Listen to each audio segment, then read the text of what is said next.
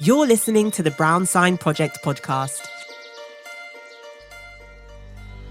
Introducing Meridian Experience from Retail Integration, the leading multi-channel ticketing, retail and membership system for visitor attractions. Working with visitor attractions for over 25 years, Retail Integration have developed the ultimate solution that enables some of Ireland's leading visitor attractions manage every aspect of their business, from ticketing and admissions to merchandising, food and loyalty programs in one single system. Customer experience is at the heart of what we do. Contact us today and let Retail Integration help you to exceed visitor expectations. We listen, we develop, we deliver.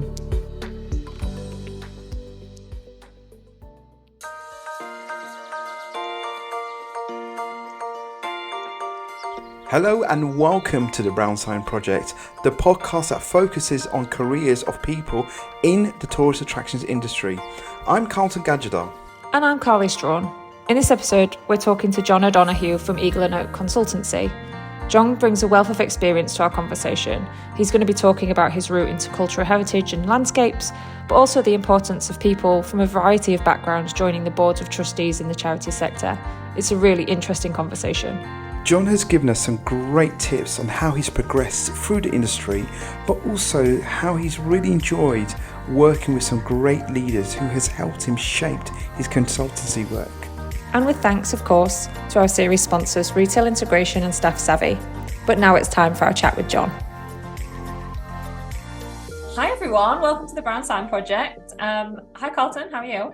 I'm good, how you doing? Good. And today with us, we have the lovely Jon ODonoghue, who is going to tell us a lot about himself and a lot about his quite varied career. So Jon, over to you. Give us a little bit of an intro as to what you do with your time. Hi everyone. Hi Carlton and Carly.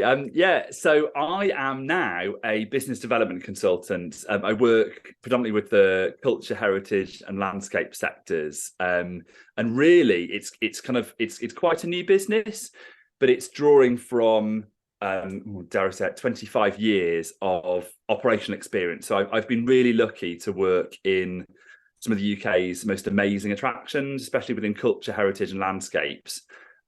Which has then given me the experience and the confidence to be able to help other people in quite a different way in this kind of next part of my career. So that keeps me very busy.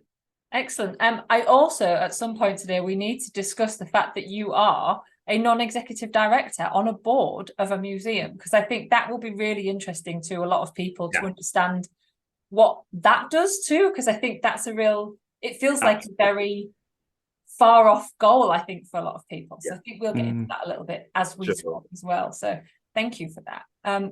So without further ado, we're going to start some questioning, I'm afraid. Fire away. Oh, he's ready. He's ready. Okay, I will start with the first question. So if you can kind of tell us, how did you start your industry? How did you get into it? What was the beginning stages for you? Well, like you've alluded to, my career has been varied, and that's been the theme all throughout. And I think it is testament to the richness of work in the era that we're in now, is that you can change career quite a bit. I remember my mum used to say when she was at school, she said, the guidance was basically you can be a teacher or a nurse, and that was it. And once you were in that groove, you stuck with it. But actually, it was. That long summer holiday between your GCSEs and when you start your A-levels, you finish your GCSEs quite early, I think about late June time. So you've got a massive holiday. And I was actually in the local library, which is weird because I'm not bookish at all. And I saw a poster for my local National Trust property, which was looking for volunteers for that summer. Contacted them. I was intending to study history of art and architecture at A-level and potentially beyond. And I just thought, you know what, actually, that'd be really, really good to work in that sort of place and just get some experience. So I contacted them and they said, well, actually, we've got student placements this year. So, do you want to take part in that? So straight away, I'm in a fully functioning visitor attraction. This is back in 1996. And so I was exposed to, the concept of heritage and, conservation, but also just opening and welcoming people to a historic house. So it started off there. And, to be honest, I thought this is the beginning of my sort of history of our architecture career, but I was 17 and I just thought to myself, okay, do I want to have something this academic at this stage? And I thought about my walk as I walked up from the car park up to the house at Berrington Hall, this place that I worked. And there was this amazing garden, which was dynamic and it was alive and it was a work of art in its own right. And then a really bizarre thing happened. A leaflet got accidentally delivered to our office, which was about the apprenticeship scheme that the National Trust ran.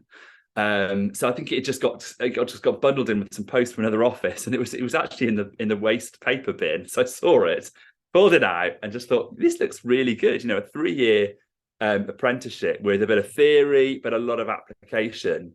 And to cut a long story short, I applied and I got a position on that. So I became an apprentice gardener. That's cool. 3 years. That's amazing. I mean, not many people can say they got their sort of break in their career out of the bin. No jokes about scraping the barrel.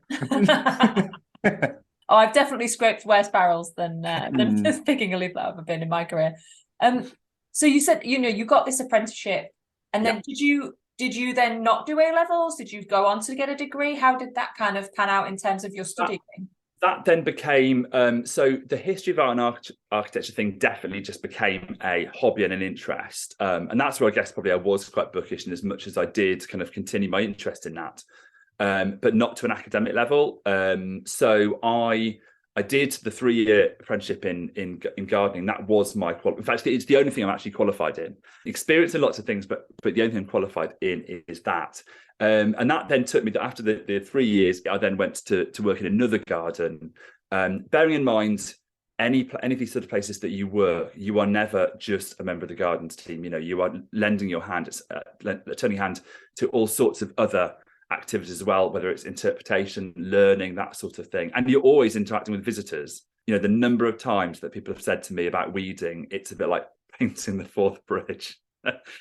Or you can come and do mine. It's just brilliant. You just learn to treat every time someone says that, the first time anyone said that. Oh yeah. Oh, I think there could be a course like a qualification in laughing wholeheartedly at the unfunny things that visitors say to you. Exactly. Or that it might be funny the first time.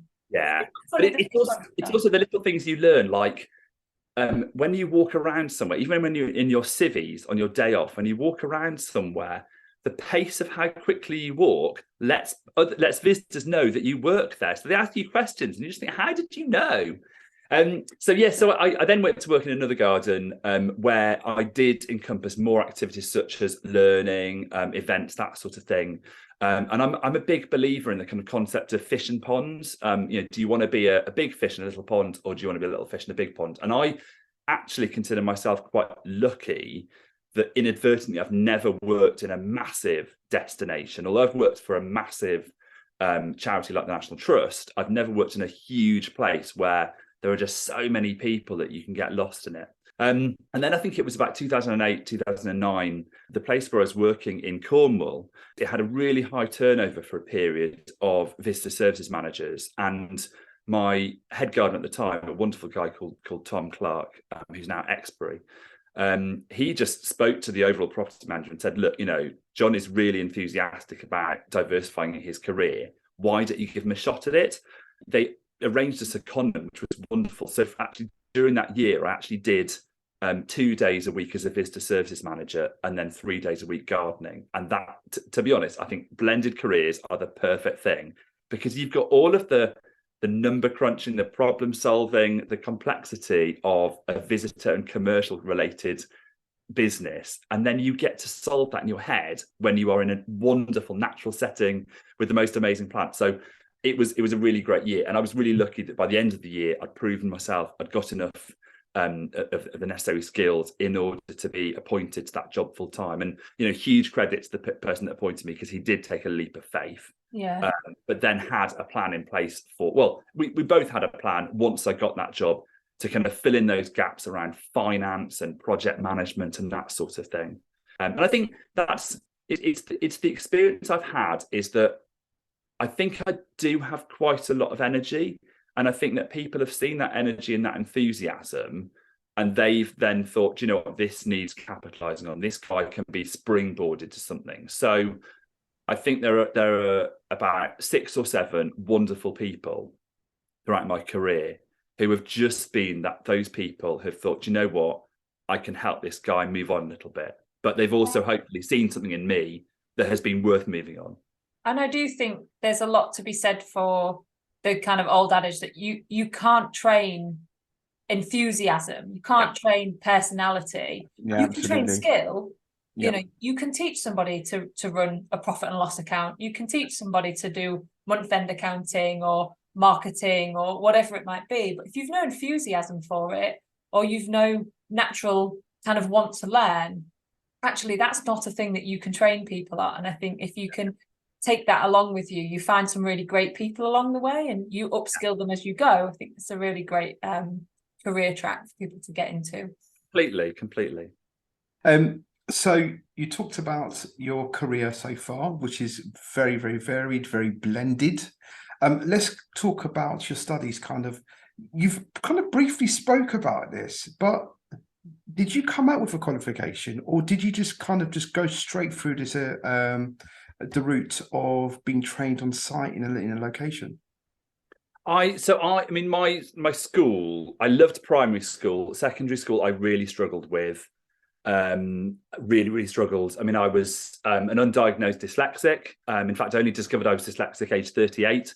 Really? Wow. Yeah. And it was, I mean, you know, I think things have moved on a lot. I think there's a lot more that needs to be done. But, you know, I mean, I was humiliated by teachers at school. So it was really, really tough, which I think is why such a practical subject such as gardening was really good for me.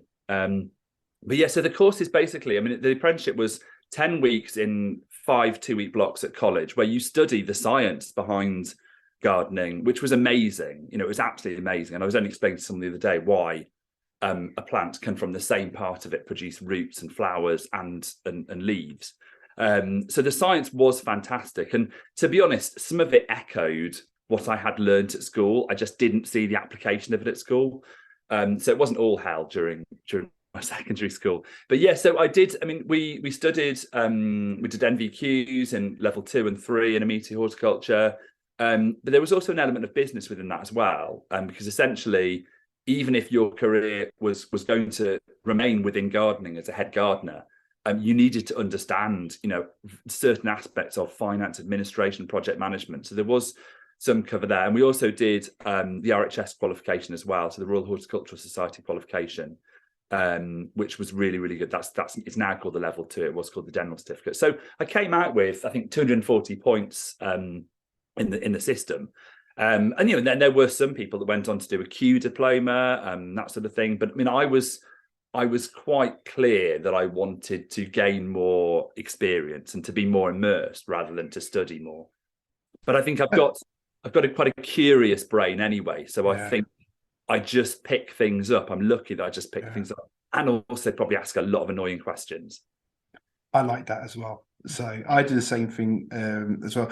I just want to kind of touch up on the dyslexia part, which is really interesting because I know some of our listeners are dyslexic. Do you think that being dyslexic is a hindrance or a gift in our industry based on your experience?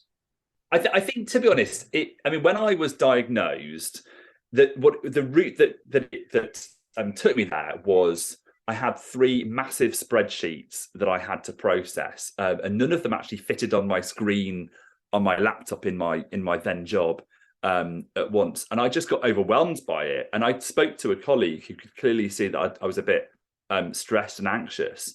And he himself was dyslexic, but was diagnosed at school. And he just said to me, you know, do you think you might be dyslexic? For me, dyslexia had a stigma. You know, it was when I was at school, if people were dyslexic, they were stigmatized. Although there were some people who I could see almost flourished with it somehow. And so I got a proper diagnosis. And the first person I told, a wonderful colleague, Mandy Naylor. See, I remember all the people that have helped me in my career. She just said to me, without batting an eyelid, she just said, "Have you read The Dyslexia Advantage?" And I looked it up online and saw that it's basically, the concept behind the book is that some of our greatest entrepreneurs, some of our greatest innovators are people who we now know to be dyslexic, or we know are dyslexic. And I just think, his controversial thing, I never actually read the book. I just knowing that was enough to say, do you know what, this is an advantage. And I think what it enabled me to do is to say to employers beyond that, is to say, look, I have dyslexia. It means you'll get this. So you'll get wonderful pattern spotting, you'll get great communication, you'll get really good strategic thinking, but you will get the odd spelling mistake, and you cannot overwhelm me with lots of information at once. Big reports without an executive summary, forget it. But I think that is, do you know what, who does flourish with those things? So, there's a charity made by dyslexia, which is such a wonderful advocate for recognizing the strength and using those strengths of dyslexia, but also celebrating it as well. So I think to be honest, to answer your question, yes, I think it is an advantage. I think as long as a workplace is inclusive and recognizes that people, aside from dyslexia, people operate in lots of different ways, play to people's strengths. Why wouldn't you? Absolutely. You preach, mate. Yes, definitely. Love that answer on there. So thank you so much for sharing that information with us. And that kind of leads me up to our next question of your whys. Kind of like, why do you do what you do? What motivates you to do what you do? This is something that I've thought about really carefully before I set up my business, and not just in terms of what did I want to do, but also how would I convey that to potential customers. And to be honest, I think that in the UK, I think we have an amazing diversity and richness of visitor attractions. I've just moved recently to rural Herefordshire. It's actually where I grew up. I've lived in all parts of the UK. But I've just moved to rural Herefordshire. You just straight away, we've got a wonderful local cheese farm, which is open to the public. We've got local cider museums. You go further afield, we've got fantastic, heritage offer, National Trust places. I go up the train line to Manchester. I've got an amazing museums offer there. Going into Cardiff, fantastic outdoor places. South Wales. So, we've got such a richness of visitor attractions, and yet we cannot take that for granted, because we have seen them come and we've seen them go. And I think the three things that I champion the most is authenticity, sustainability, and creativity. These places, they all have something that is authentic to them, which just needs to be turned up. It needs to be presented in different ways in order to make them sustainable. And, I mean, that word sustainability is in its broadest sense. It's financially sustainable. It's environmentally sustainable. It's sustainable in terms of its relevance to people. And that last point about creativity, I just get, one of my bugbears is when you see certain things doing the rounds. One attraction will commission a wooden play fort, and then all of a sudden, and in that place may be a castle, and then all of a sudden, a Georgian Palladian mansion has got a play fort as well, and it's all got them. And it's great. I can see why, but I just think, come on, let's be a bit more creative. If that is the answer, what is the question? So I think that creativity is really, really important. And I get really, I guess, frustrated, but also saddened when I see visitor attractions stretching their resources even further to add on more, when actually what they've got just needs a bit of tweaking, a bit of thinking differently, in order to get lots more value out of it. So I think that's my why. It's just it's seeing that there can be so much efficiency, which can create so much value and so many different experiences, so much magic. Yeah, I think that's an interesting point as well about like creativity. Is it's not necessarily about doing something new to you. I always say to people, when we talk about technology for the sake of technology, is that at some point everybody will say, oh, we'll just get an app. We'll just get an app for that, like you said, and that could be anything. That could be, we'll just get a wooden play centre, that'll bring people in. We'll just get a craft fair, that'll bring people in. Like whatever the thing is that you think is going to be this problem solver, when actually you've got a great offering already. Just Mhm. you haven't updated it for a number of years, or you maybe just haven't given it the love that it needs. And yeah, I think that's people don't need to reinvent the wheel all the time, but they need to sort of think about who they are and where that authenticity comes from. I think Absolutely. And it was really interesting. I mean, when I worked for the National Trust, there were a few places that quite literally just changed the name to which they were referred to. So it might be you're called so-and-so house, and you might get maybe 50,000 visitors of a certain audience type, but then calling themselves so-and-so house and garden and recognizing the 19 acres of amazingly manicured, beautiful, seasonally changing gardens then brings in an extra 100,000 people of different audiences, including families. And it's just amazing how, all that's happened is you've literally just changed a sign and a web address and a title on a website. It is literally just as simple as that sometimes. that's really interesting. Yeah, I think you are right. It's sometimes just a case of making it appeal more to a certain audience, or making it just more appropriate for a certain audience. It doesn't have to be a huge change of what you do or how you do it. Do you spend hours creating your rotas and then spend days constantly adjusting them? We have the solution. At Staff Savvy, we specialise in shift schedules and timesheet solutions for visitor attractions. Easily manage multiple complex teams of permanent, casual, freelance and volunteer staff across different locations and disciplines. With fast communication features, automatic compliance tools, training management and simple timesheet tools, Staff Savvy has been used and trusted by organisations such as V&A Dundee, the South Bank Centre and the Royal Albert Hall, with great cost-saving benefits. Visit us at staffsavvy.com/brown sign project to learn more and schedule a demo of our magic rota button. You're listening to the Brown Sign Project podcast. So you alluded to top 3 within that discussion, and we're going to take it a bit broader. What would your top 3 tips be for working in the attractions industry in general? Like what do you think people need, or what would you like to share? We talked about, thinking about our younger selves as well. And when we were getting into the industry, what do you want to tell your younger self about it? I think, when I first started in my career, it was all about content. It was all about pursuing my interest. Like I said, I was really interested in history of art and architecture and then gardens. And so I just wanted to indulge more of that myself. And the great thing is that as time has gone on, it's been about people. It's about helping other people access that, other people benefit from it, and not just in a visitor sense, but a community sense as well. And so I guess my top 3 tips would be in no particular order. And the first one is I'm picking is it's really cliched, but it is know your audience and also know what they come for.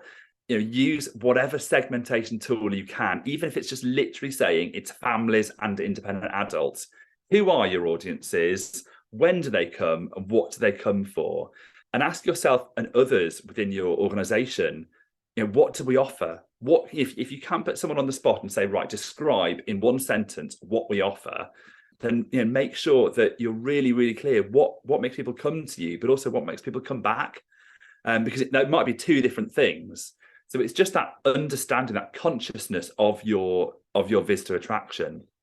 I think the second thing is, and this sounds really Harry Potter, but it applies to all visitor attractions, is know and protect the magic and its surroundings. And by this, I think every attraction has got one area. If you was to do a heat map of where people spend the longest amount of time, where they engage with each other the most, there will be a place which is your magic, and it'll have kind of a little bit of a halo of surroundings to it. If I think about the SS Great Britain in Bristol, I just love the fact I went there as a child and it had the most wonderful little, typewritten notices. It had text everywhere. It was a very classic traditional visitor attraction. And going to it after its massive investment and really creative evolution, going into the ship itself, and the fact that the flywheel, that the replica flywheel in that engine is actually turning.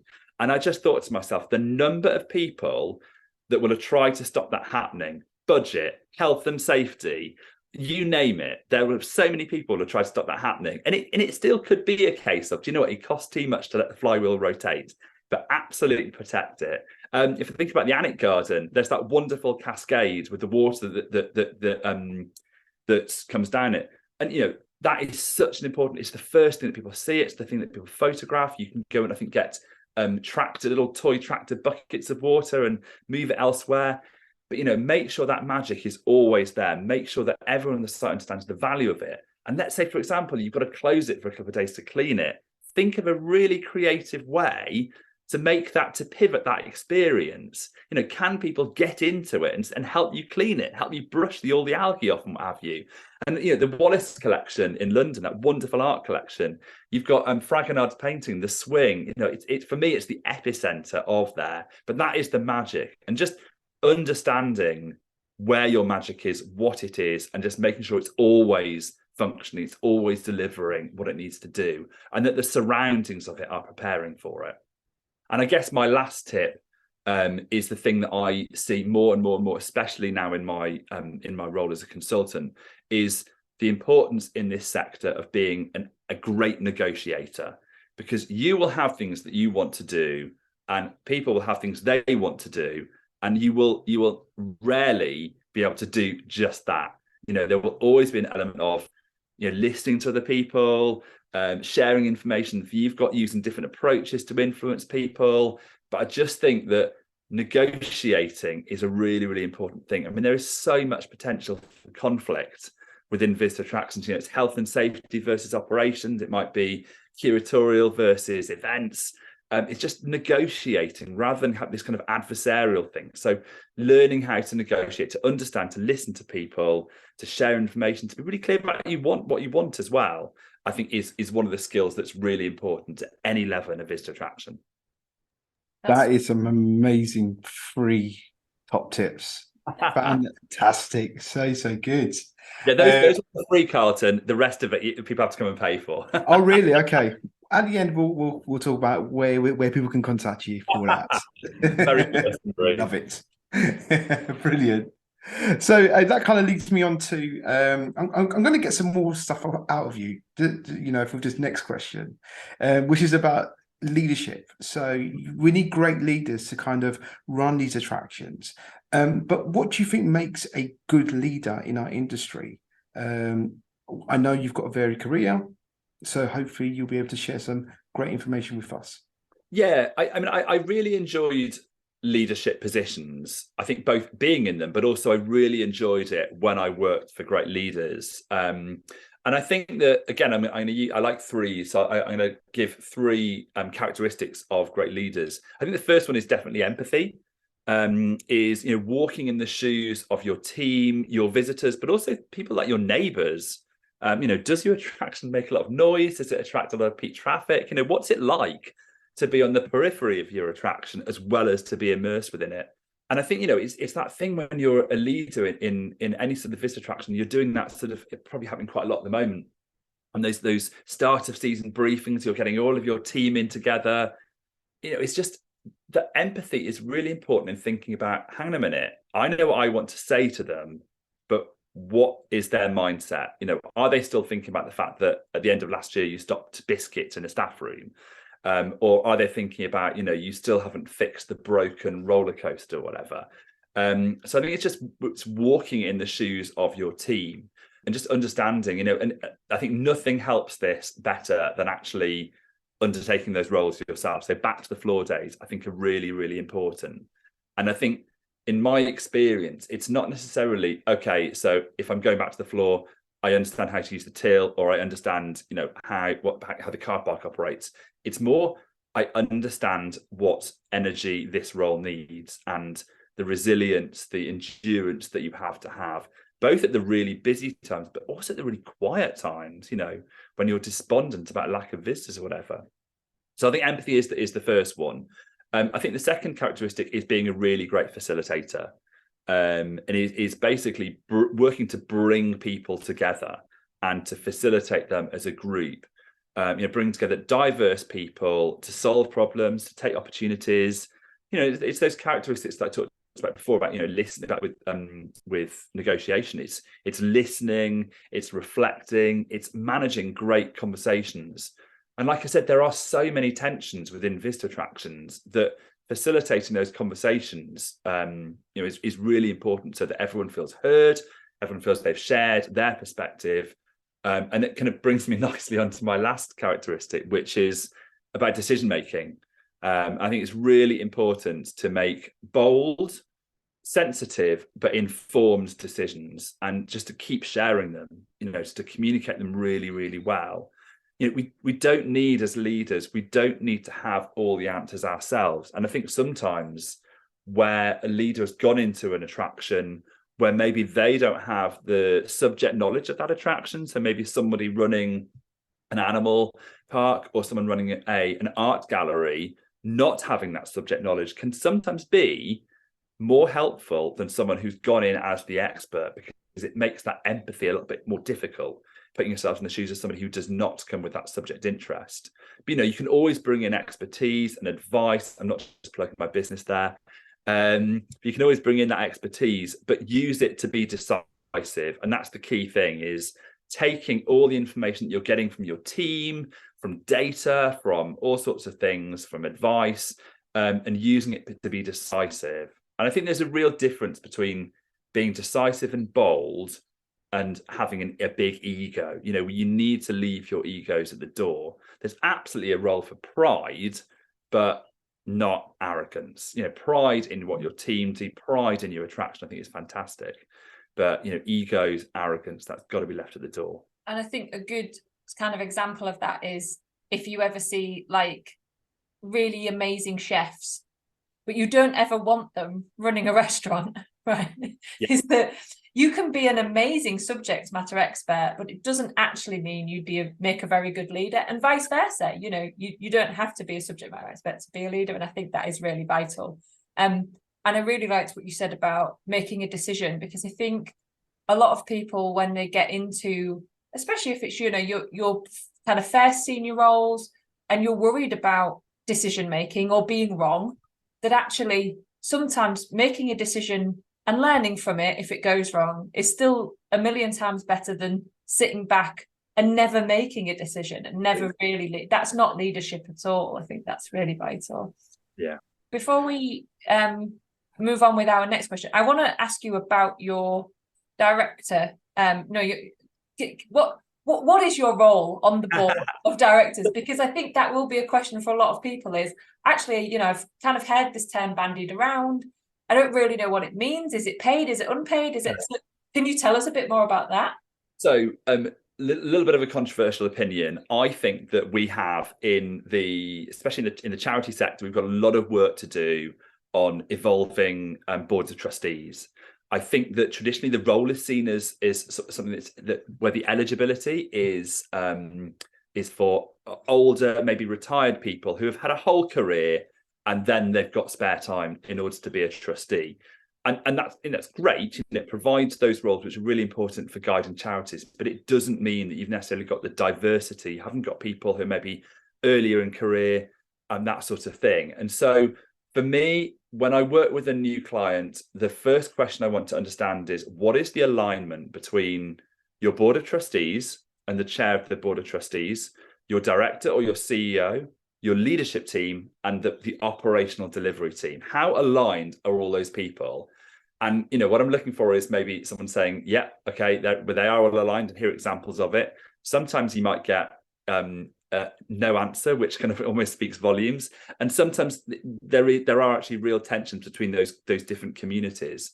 And unfortunately, I have experienced that in a few places. So myself and a few colleagues, we decided, right, if you can't beat them, join them. So we just said, we're going to go and join boards of various attractions, various institutions. So I was really lucky that I, quite soon after that pledge, saw a non-executive director role for the Commercial Development Committee for the Museum of the Home in London, and applied for it and had a proper interview process, which is really good. It's really good to know that, this wasn't just anyone who volunteers can do this. And so it's been a year now that I've been on that Commercial Development Committee, which is just brilliant. And I love the Museum of the Home.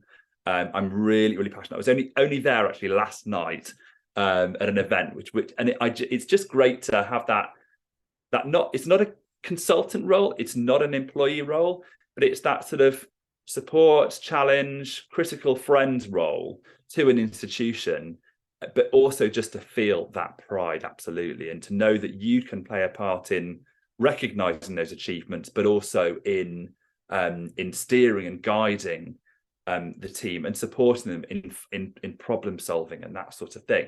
So I would recommend, you know, if you have the time, and make sure you do have the time, because it is about things like reading, and I'm really thankful for this, not reading huge reports, going back to the dyslexia thing, but you know, it's reading papers and just being informed, having informal contact with your museums or your institution as well, and just building those relationships. But you know, if you've got the time, it is such an enriching thing to do. And boards of trustees need, I mean, this is a non-executive director role rather than a trustee role, but boards generally need as much diversity as possible. The most diversity of lived experience, and especially if you can represent your various communities and your potential and your existing audiences in your board, I think it's really, really important. So yeah, I love that role. It's really, really good. And it also, you know, in a world of being a freelancer, it is my anchor now. It's my my interactions with the museum and the home are my anchor points throughout the year. So I can thoroughly recommend it. So visit the museum and the home. It's free to enter. It's all about the biggest universal theme, you know, about us at home, and actually, tragically, those of us that don't have homes. But it's a great place, and I'm really proud to support it. That's amazing. Yeah, I think a lot of people sort of, like you say, that they maybe don't see themselves represented on a board, and so they think, well, maybe it's not for me. And I think, you know, we talked before we started recording about, if you can't, you know, if you don't know that it's there, you can't do it. You know, if you don't know a job exists, then you can't get there. And I think the same goes for if you can't see yourself represented, then it sort of puts, you know, a bit of a stopper with people to think, maybe this isn't a job for me. Yeah, completely. And I think it's really interesting, because if you are an operator, manager within an attraction, you know, even if you're in a leadership role, you have a lot of influence, sometimes direct influence over the way that attraction operates. I think the difference about being on a board is that it is arm's length. You know, you're there very regularly, you're very irregularly. Your contact is actually quite minimal, and your influence is minimal. So it's a really good exercise in encouraging those skills within you of negotiating and influencing, but also just listening. You know, what's it like here? I was at a conference with one of the museum home team recently, and you know, it was great. It was full of inspiration, and we were talking about, you know, how great and what are you going to take away from the conference. And then I caught up with her yesterday, and it's like, you know, when you get back to work, there is that thing of, you know, you've got your emails, you've got your team asking you questions. So it's really great to encourage that empathy as well about, okay, so what's it actually like for people who are on the ground operating these wonderful places? That's amazing.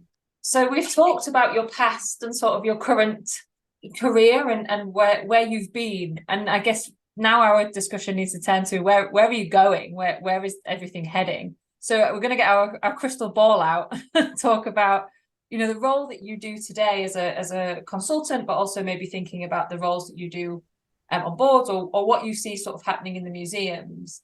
How do you think the sector will change sort of within the next 5 to 10 years, and your job might track alongside that?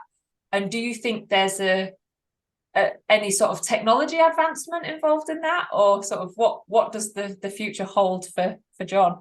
I think it's exciting. I think it's full, but I guess the answer I'd love to give is that in the future, my role will not be needed. Is that every attraction will be performing so well, it won't need people like me. I honestly would love that to be the case.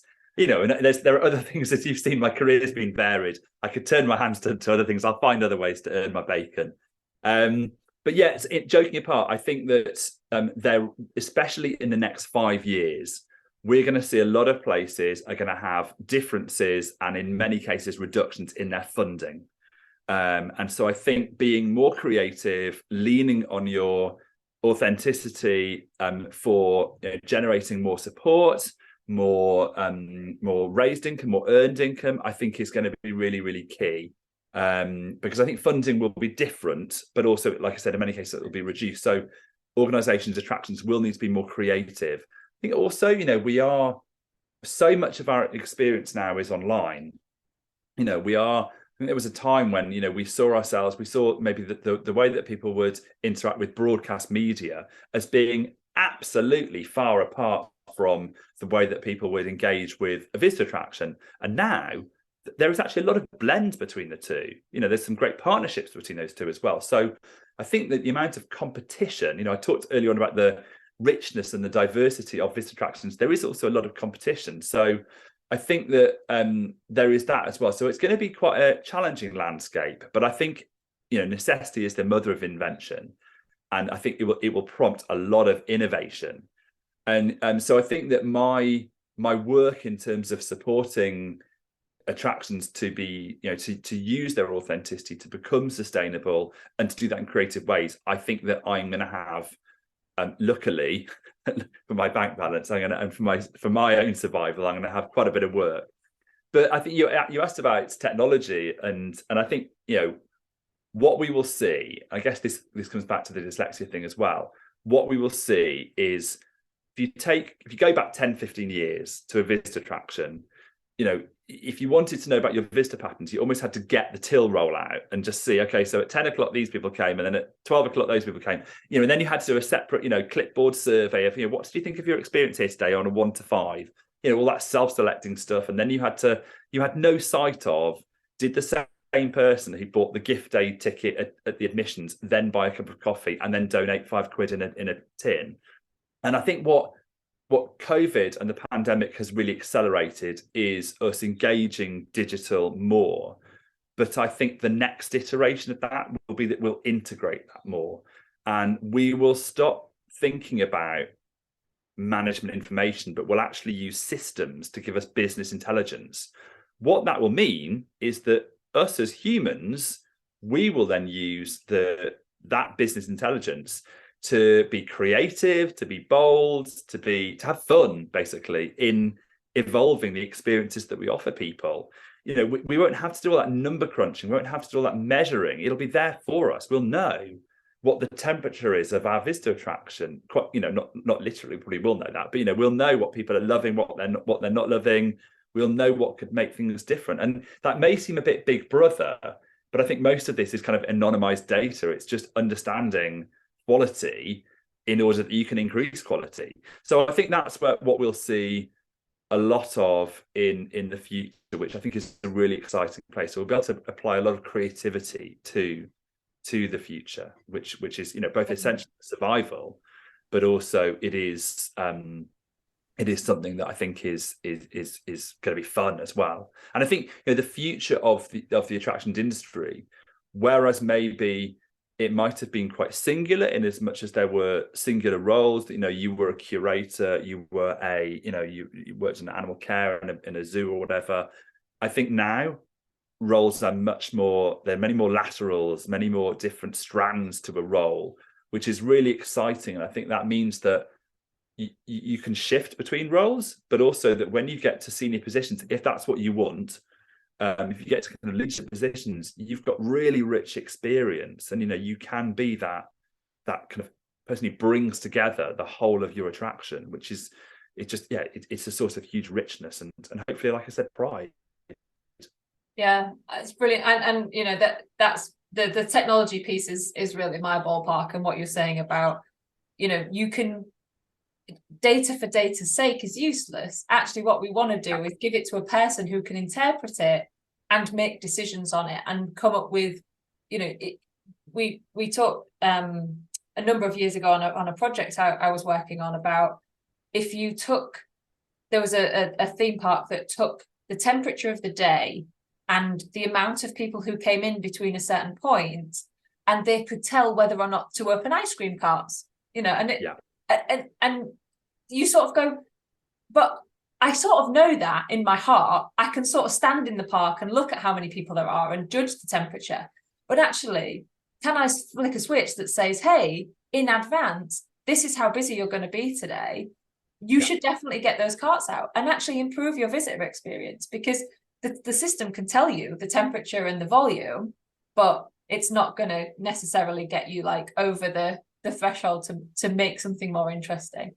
Yeah, and I think to be honest, Carly, I think my watchword is investment, and it's proportionate investment, because more fool the places that say, do you know what, we're too small to do digital, because there will be a solution for you that will be proportionate to your revenue or to your size of operation or to your visitors, your visitor numbers. And just understanding, if you look at big business of any sort that generates revenue, a percentage of that revenue will be what they invest in digital each year. That's the way that everything is going. And yeah, there are still people who are, maybe not digital natives, but the trajectory is that most people engage digitally. And also digital engagement, funny enough, can actually create some really good analog experiences, some really good offline experiences. So I think it's really important, that understanding of investment and understanding proportionality. And there are some great organizations. I mean, I was at the Association for Cultural Enterprises conference recently, and it was really, really great to see companies who are working with those integrations and to see attractions that are taking these opportunities with investment. But again, it's proportionate. It's not multi-million pounds for a small museum that has 40,000 people a year and free admission. There's wonderful proportionate stuff there, but it's just, can we please move on from the abacus? Unless the abacus is the best item in your collection, in which case absolutely don't move on from it. Yeah, make the most of your abacus is what we're saying. Yeah, exactly. It's quite fun actually, isn't it? Excellent. Well, Jon, we're going to start wrapping up, but first of all, I want to say, is there anything else you want to share with us? We had some really good discussion about sort of bringing on the next generation of people and sort of the early days of your career, which I think is really nice. If there's anything you want to add to that, speak now or forever hold your peace, essentially. I think that hopefully what I've talked about, there is a clear message which is about variety and richness and what have you. And you don't need to be in this sector, you don't need to be singular. You can literally dart around, get the experience, do enough, engage enough with your area in order to get experience and skills, and if need be qualifications as well. But there is such a richness there. But also it's about being curious, being nosy. If you work in commercial and attraction, go and see what other areas are doing, and vice versa.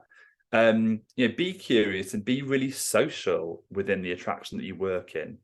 But I think also that point I made at the start about fish and ponds is really important. About, a lot of people, you might want to go and work for Warwick Castle or the V&A or something, but actually, your little attraction down the road might be the best place to start, because there might be things you learn there, because, your role includes emptying the bins, answering the phones, flipping the burgers, all that sort of thing. And it's through that you get that diversity of experience that you then remember 20 years later when, you are a manager of a function, and, you're practicing that wonderful empathy about what it's like to be on the front line. Awesome. Thank you so much for all that information. I know you mentioned earlier you gave us some free top tips, and if you want some more, you have to go and pay for it. I haven't forgot that. However, how do we get in contact with you if we want to reach out to you? Where can we find you digitally? So I'm thank you, Carlton, for that plug. Yes, I'm on LinkedIn as Jon ODonoghue, but I'm also, my website, my consultancy business is called Eagle and Oak. And the reason why is because the eagle soars and then focuses when it needs to, but the oak is that kind of rooted strength that supports loads of biodiversity. So it's I'd love to say it took loads of coffee, loads of flip charts, bean bags, and a tens of thousands of pounds worth of brand agency. I literally came up with that myself and love it. But yeah, my business is called Eagle and Oak, so it's eagleandoak.co.uk is my website. Awesome. Thank you so much for taking the time to speak to us today. I hope you all enjoyed it. Jon, thank you very much. Thank you both. Thank you for listening to the Brown Sign Project. In our next episode, we'll be talking to Paul Griffiths, the Director of Painshill Park Trust. Thanks again to our series sponsors, Retail Integration and Staff Savvy. We just wouldn't be able to do it without them. and the Brown Sign Project was edited by Paul Tyler. Don't forget to follow us on Twitter at Brown Sign Pod, and you can find us on LinkedIn too.